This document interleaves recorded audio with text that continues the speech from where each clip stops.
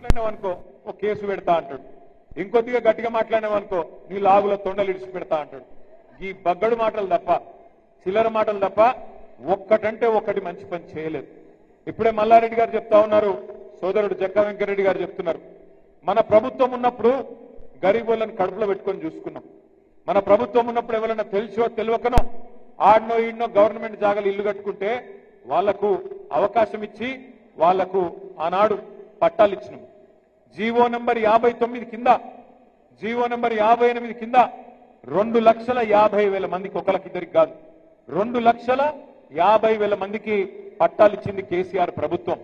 2,50,000 మందికి. అట్లాగే హైదరాబాద్ మహానగరంలో 1,00,000 డబుల్ బెడ్రూమ్ ఇల్లు కట్టుకున్నాం. ఇట్లా మనం మంచి పనులు చేసుకుంటూ పోయినాం. 200 పెన్షన్ 2,000 చేసుకున్నాం.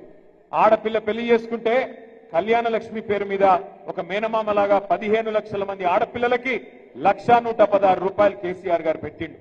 అట్లాగే ఆడపిల్ల కడుపులో మరి ఒక బిడ్డ పడితే అమ్మ ఒడి అని పెట్టి ఇంటికాడ కారులో ఎక్కించుకొని దవాఖానకు తీసుకుపోయి దవాఖానల ప్రసూతి అయితే సర్కార్ దవాఖానల కేసీఆర్ కిట్ ఇచ్చి ఆడపిల్ల ఉడితే మహాలక్ష్మి ఉట్టిందని చెప్పి 13,000, మగపిల్లగాడు ఉడితే 12,000 రూపాయలు.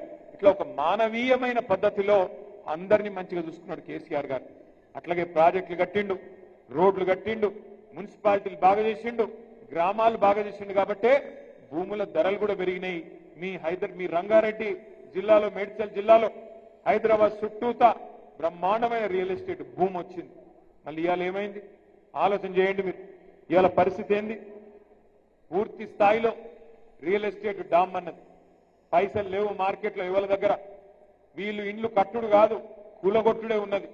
హైదరాబాద్ లో ఒక్క ఇల్లు మంజూరు చేయలే కొత్తది, కానీ కొన్ని వేల ఇండ్లు బుల్డోజర్లు పెట్టి కూలగొడతా ఉన్నాడు రేవంత్ రెడ్డి. చూస్తా ఉన్నారు మీరు.